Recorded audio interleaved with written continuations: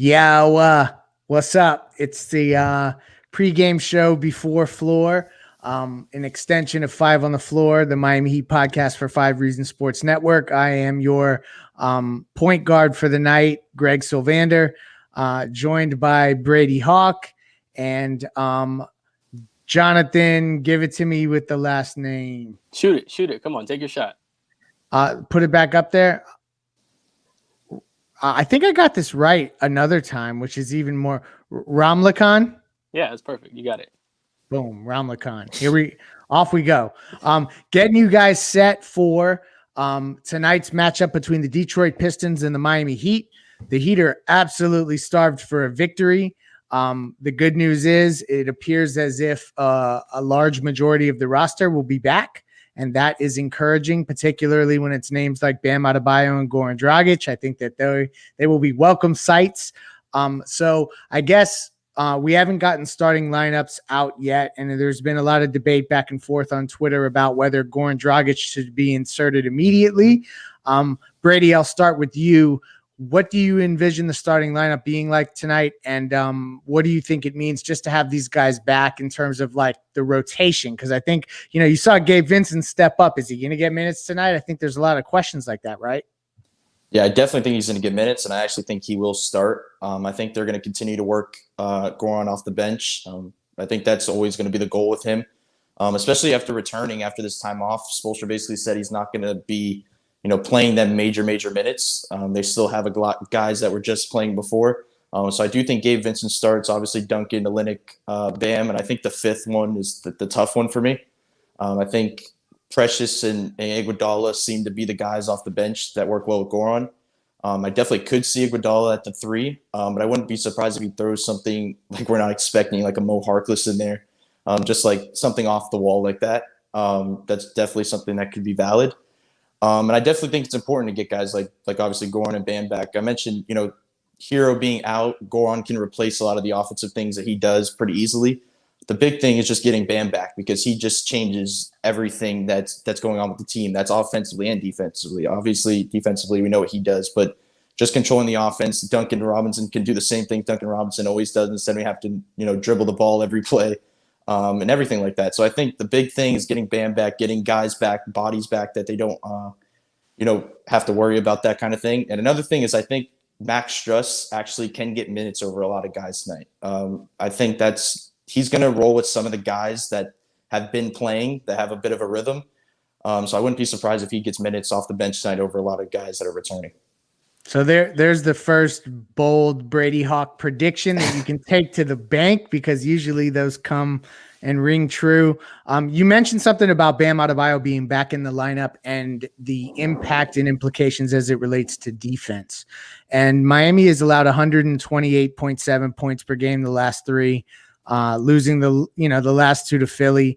It's the most points they've allowed in a 3-game span since December of 1991, to put in perspective the kind of scoring that's happened to the Heat in the last 3. Jonathan, I'll go to you here. What can the Heat do? And I know that Bam is the catalyst to a lot of that, but is there anything else that you have seen in the last 3 games that you think can make that they can make immediate adjustments to get teams to stop scoring at this clip?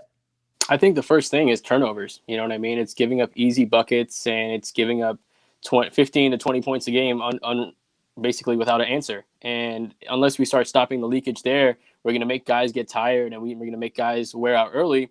And that's when mental lapses happen later in the game, is when you're getting tired, when you have to run back and forth. Because when you have those transition opportunities for the other team, you have to be getting back, or else coach is going to be yelling at you at the end of the court. So these guys need to stop turning the ball over so much and get their defense set, because when their defense is set, they have a much better opportunity to allow their players to work in their system, because they have a good systematic defense. They're not really an individual defensive team. They're a systematic team defense. So if we're turning over the ball and we're causing scrambles and we're causing uncomfortable situations for our players to be in, it's just going to be so much harder because they have to work as a unit to defend. It's not just one guy. Yeah, no, it's going to be really interesting to see with the guys in and out and the shuffling of the rosters, like how they manage the cohesiveness and like the ball on the string offensively, but also on a defensive perspective with the communication and stuff. I'm going to pivot here and go to some more Detroit Pistons centric talk, just because I think there's a couple things worth discussing from the Heat's perspective. Jeremy Grant was a prized free agent signing by the Detroit Pistons this offseason. He was a player a lot of Heat fans clamored for in the offseason as a mid-level exception acquisition. He scored at least 20 points in 10 straight games. He's tied for the fourth longest streak in the NBA right now. The only Piston to have a streak that long in the last 10 seasons is Derrick Rose, which shows how sad it's been to be a Detroit Piston recently. So I'm interested from your guys' perspective. Do you guys think Jeremy Grant was a player that Miami should have maybe considered dipping into the 2021 space to acquire when we're considering fit next to Bam and the way that he's played to start this season? Brady, I'll go to you. Yeah, well, I think at first the goal was not to go over, with that long-term deal. I think we're always going to harp on that first of all. But looking at it in hindsight, I think, that would be a pretty good fit. We talked about mid-level exception, but that's not the value he's at right now. The way he's playing, he's far from a mid-level exception guy. But just looking from a fit perspective, I think that's pretty ideal. It's a guy that's versatile. It's, looking at the role Derrick Jones Jr. had, he's just a much, much better offensive Derrick Jones Jr. who's bigger.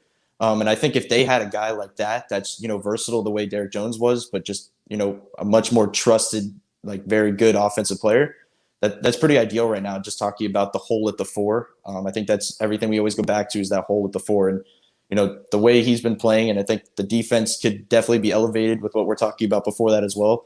I think it would be a pretty good fit if you're looking back at it now. Yeah, hindsight's always 20/20 with this stuff. Another player that Heat fans have romanticized acquiring in the past is Blake Griffin, and he's off to an awful start this season, struggling really, only shooting 38% from the field, still 32 minutes a game. I'm looking at his stats here, 13.6 points. Shooting 31% from three, only getting you 6 rebounds, 4 assists. I guess that stuff is still intact. But the offensive stuff, Jonathan, are you concerned that Blake Griffin is completely washed? And I'm attaching that to this question. In the event that Miami were to look around the league and try to find a value trade where they could acquire a player that has we know has elite ability, but would need some reconstruction, do you think Blake Griffin is the type of guy that maybe you could acquire without having to really surrender any major assets? And would that work for Miami in any way, shape, or form? Yeah, I don't think he's fully washed, but he's definitely on the back end of his career with the amount of injuries he's had at this point. His body is like just parts and pieces stuck together, just hoping it'll hold up before the end of the season lasts. So I do think he's on the back end of his career. He can still give you solid games here and there, but he's not a type of guy that's going to give you that production, that 2010 or 1810 production anymore. And as far as acquiring him, even if it's for cheap, I think his deal has 2 more years left.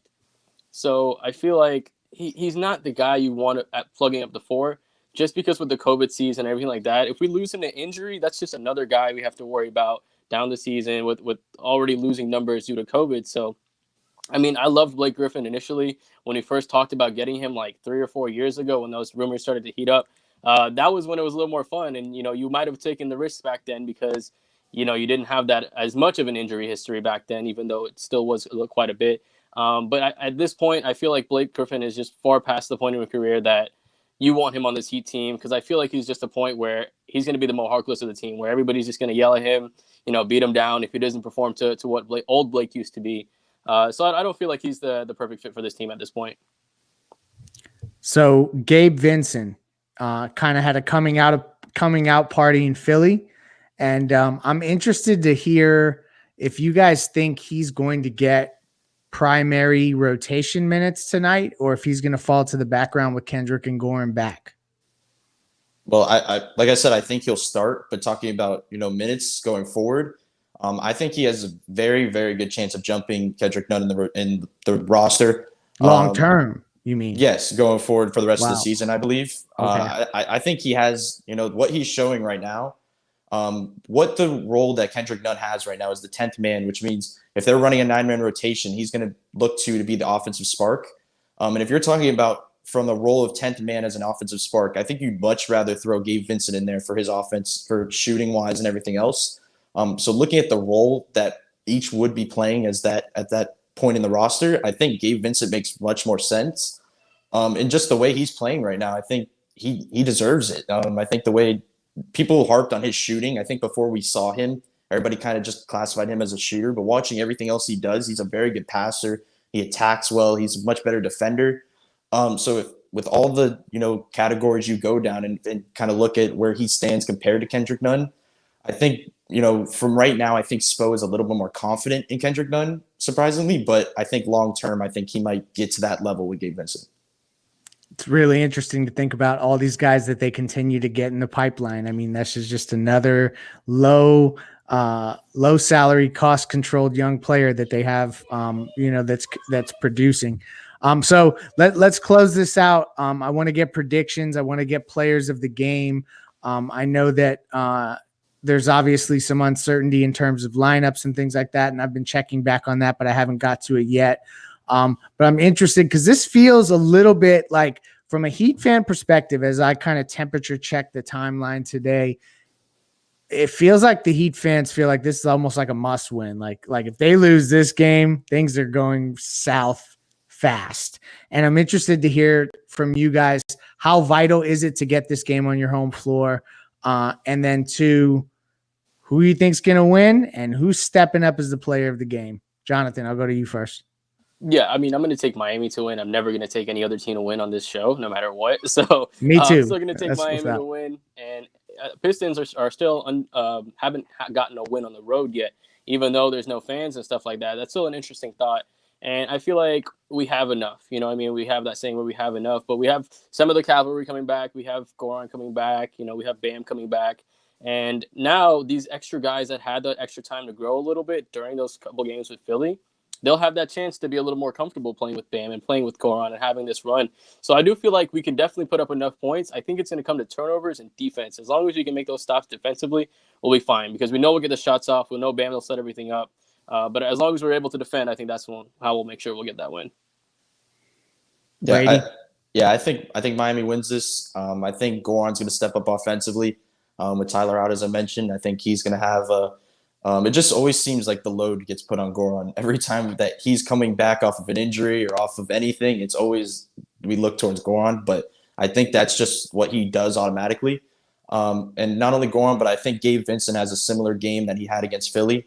Even with the guys coming back, I think I think he starts. So I think he has a very good, pretty huge role tonight in this game. And Detroit's a pretty big, heavy team. So it's gonna be interesting to see the kind of the different lineups that he has with these limited players. So I think Miami wins this off of their guard play and Goran and Gabe. Couldn't have said it better myself. Miami wins. I think we're going to get a good Kelly Olynyk game tonight, which will be huge considering some of the size that Detroit is dealing with. And ultimately, I agree with you. I think Goran Dragic is primed to step right in, but it wouldn't surprise me. Duncan has that look in his eye like he can't miss right now. So we could get a crazy Duncan game at home too. So, but I think we all agree that this is one the Heat should get. Let's hope that they do get. And, unless you guys have anything else, I think we're ready to close here. We appreciate you guys joining us. I think the stream is going to continue throughout the game. There's some live chatting and other stuff that goes on, but otherwise, thank you for joining us, and let's get this victory. Go Heat.